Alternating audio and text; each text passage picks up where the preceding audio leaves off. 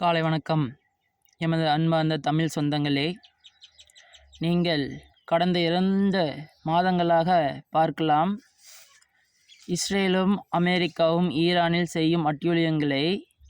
இதனை யாரெல்லாம் ஆதரிக்கிறார்களோ பிற்காலத்தில் அவர்களும் தான் இதற்கு பலியாவார்கள் என்பதனை உணராமல், குறிப்பாக அந்த முஸ்லீம் நாடுகளே முஸ்லீம்களுக்கு துரோகிகளாக இருக்கிறார்கள். அவர்களுக்குள் ஒரு பிரிவும் இல்லை, சன்னி ஷியா தான். இந்த 2 பிரிவுகள்தான் மிகப்பெரியது, பலமாய் மிக்கதும் கூட. மற்றதெல்லாம் ஒன்றுமே கிடையாது. இவர்கள் இருவருமே வெள்ளிக்கிழமையானால் அவரவர் மசூதியில் போய் குண்டு வைத்து கொள்கிறார்களே தவிர ஒற்றுமையின் பலத்தினை எவனும் உணர்வதில்லை.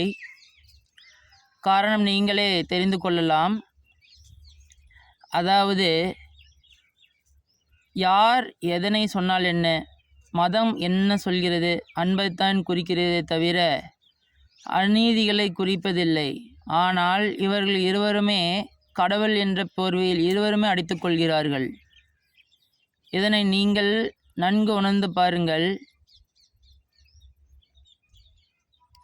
எதிலுமே இவர்களின் சுய லாபத்திற்காகத்தான் இருக்குமே தவிர மக்களின் நலனிற்காக எதுவுமே இருக்காது. எவனோ இருவன் அடித்து கொள்வதற்காக ஊரே பலியாகிறார்கள். அதனை இன்றும் பார்க்கலாம். முஸ்லீம் கண்ட்ரிகளில் இன்னமும் அங்கே மக்களாட்சி இல்லாமல் மன்னராட்சி இருக்கின்றது. இதன்தான் மிகப்பெரிய அசம்பாவத்திற்கு காரணமே. மக்கள் புரட்சி தான் அனைத்திற்கும் வெற்றியை தரும், ஜனநாயக நாடுதான் என்றைக்கும் மறுமலர்ச்சியை தரும் என்பதனை உணர்த்தும் விதமாக இந்தியாவும் மற்றும் சீனா, ரஷ்யா, ஜப்பான் போன்ற நாடுகள் திகழ்ந்து கொண்டிருக்கின்றன. அமெரிக்கா சொல்லப்போனால் சுதந்திர நாடு என்று கூறுகிறார்கள். அங்கு ஒவ்வொருவரின் கையிலும் ஆயுதங்களை கொடுத்து ஒரு மனித இயந்திரமாகத்தான் வைத்துள்ளார்களே தவிர மனிதர்களாக அல்ல. அவர்கள் என்ன சாப்பிட வேண்டும் என்பதனை கூட அமெரிக்காவில் அரசாங்கம்தான் தீர்மானிக்கிறதே தவிர மக்கள் அல்ல. அவர்களுக்கு எல்லாமே ப்ராசஸிங் ஃபுட் தான் கிடைக்கிறது. அதாவது பதப்படுத்த உணவு தான் அங்கு மிகுதியாக கிடைக்கின்றன. மிகப்பெரிய நாடு, விவசாயம் செழிந்த நாடு தான் அமெரிக்கா.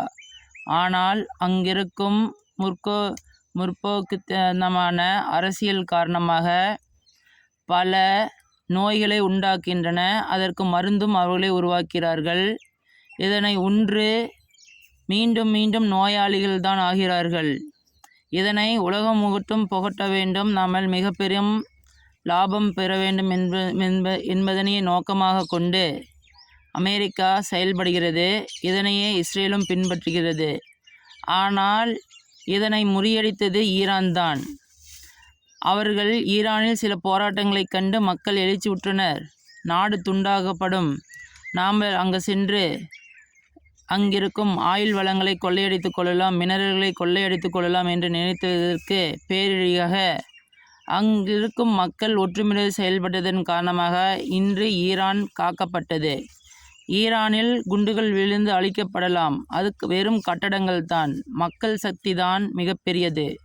மக்களுடைய ஒற்றுமை இருந்தால் எந்த நாட்டையும் வீழ்த்த முடியாது என்பதை நிரூபித்துள்ள 2026, அதாவது நவீன உலகத்தில் நிரூபித்துள்ள ஈரான் தான் மிகப்பெரிய உதாரணமாக அனைத்து உலக நாட்டிற்கும் உள்ளது.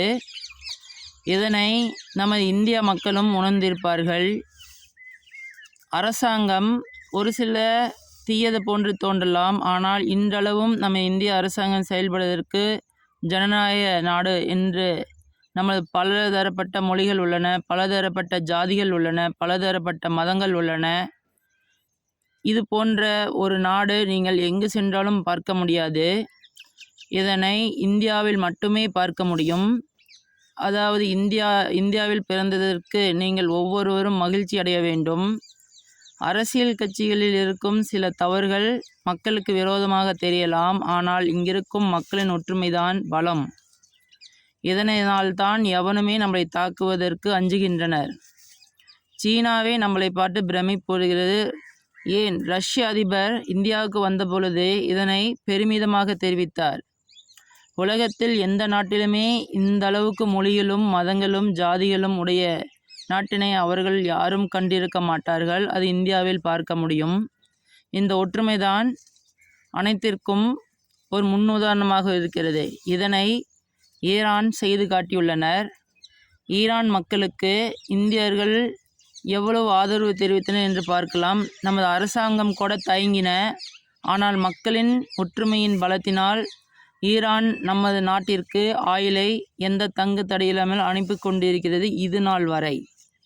இதனை கெடுக்கும் விதமாகத்தான் இஸ்ரேலும் அமெரிக்காவும் பல கட்ட யுத்திகளை கையாண்டு தாக்குதலை மேற்கொண்டு வருகின்றன. இந்த தாக்குதலால் ஈரானுக்கு எந்த பாதிப்பும் கிடையாது. காரணம், ஈரானில் அனைத்து வளங்களுமே உள்ளன. கடந்த 30 ஆண்டுகளாக பலதரப்பட்ட தடைகளை போட்டனர். இதெல்லாம் அவர்களை ஒன்றுமே செய்ய முடியவில்லை. இவர்கள் இஸ்ரேலும் அமெரிக்காவும் கேபிட்டல் ஸ்ட்ரைக் செய்தால் அவர்கள் திக்கு தெரியாமல் போவார்கள் என்று சிறு நாட்டில் செய்வது போல் செய்துவிட்டனர். அது ஜனநாயக நாடு. ஈரான் என்பது ஜனநாயக நாடு. ஓட்டு போட்டு தேர்ந்தெடுக்கும் ஒரு நாடு. அங்கு பலதரப்பட்ட மக்களும் உள்ளனர். அதில் இருக்கும் குள்ளநரியினால்தான் இன்று இத்தனை பிரச்சனைக்கும் காரணம். ஏனென்றால் ஒரு நாட்டில் நாட்டுப்பற்று இல்லாமல் அயல் நாட்டிற்கு உழைக்கும் ஒவ்வொருவரால்தான் பல பிரச்சனைகளுக்கும் பல இன்னல்களுக்கும் ஒரு நாடு சந்திக்கும். அதனை ஈரான் இன்று களையெடுத்து கொண்டிருக்கிறது. கூடிய விரைவில் அவர் அனைவருமே அகற்றப்படுவார்கள். அந்த நாடு பிற்காலத்தில் மிகப்பெரிய சக்தி வாய்ந்த ஒரு நாடாக மாறும். அங்கிருக்கும் சவுதி அரேபியா, கத்தார், பக்ரைன், யமன், சிரியா, துர்க்கி போன்ற, பாகிஸ்தான் போன்ற அமெரிக்காவின் கைக்குலிகளாக இருக்கும் நாடுகள் கூடிய விரைவில் இந்த தாக்கத்தினை உணரப்போகிறார்கள்.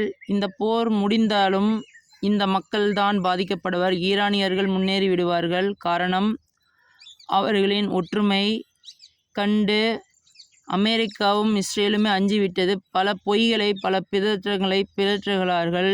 ஆனால் எதுவுமே அவர்களிடம் எடுபடவில்லை. அவன் ஒற்றுமை மிக்க ஒவ்வொரு தாக்குதலுக்கு பின்னாலும் அவர் ஒற்றுமை இருக்கிறது. இஸ்ரேலுடைய வான் பாதுகாப்பினையே பொளந்து விட்டனர். காரணம், அவர்கள் ஒற்றுமைதான். நன்றி, வணக்கம்.